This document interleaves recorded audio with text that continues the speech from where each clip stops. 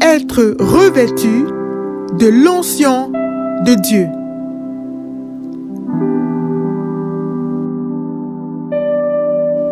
L'utilisation de l'huile dans l'Ancien Testament était courante pour marquer les objets. Exode 30, 26 à 29. Marquer les personnes. Exode 30, verset 30. Ou les endroits importants. Genèse 28, 18. Cette huile d'onction est synonyme de sainteté. La sainteté est synonyme de la présence de Dieu. Lorsque Dieu est présent, son esprit est là. Cette onction était sur Jésus, qu'on appelle le Christ, loin, et lui donnait tout pouvoir sur la terre et le ciel. Matthieu 28, 18.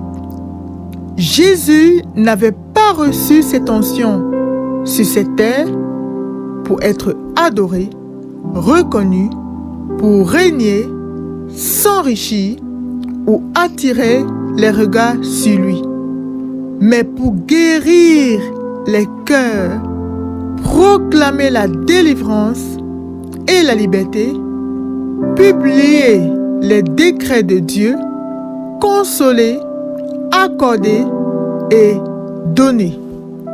L'onction dont il est question ici, qui a revêtu Jésus, est une puissance qui l'a conduit à venir non pour être servi, mais pour servir jusqu'au point de donner sa vie. Matthieu 20, 28. Le signe de l'onction de Dieu est un débordement intérieur de sa présence.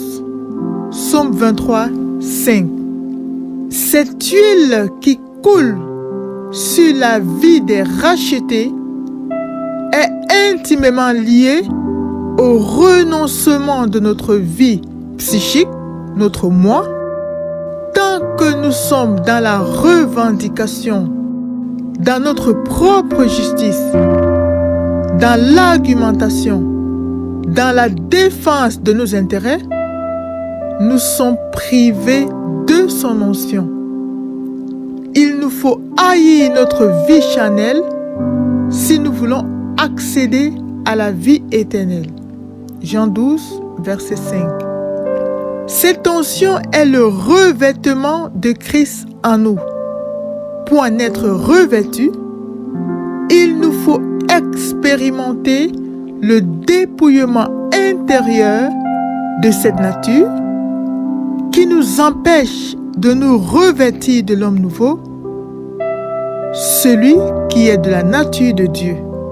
2 Corinthiens 5, verset 4 et Éphésiens 3, 16 à 18.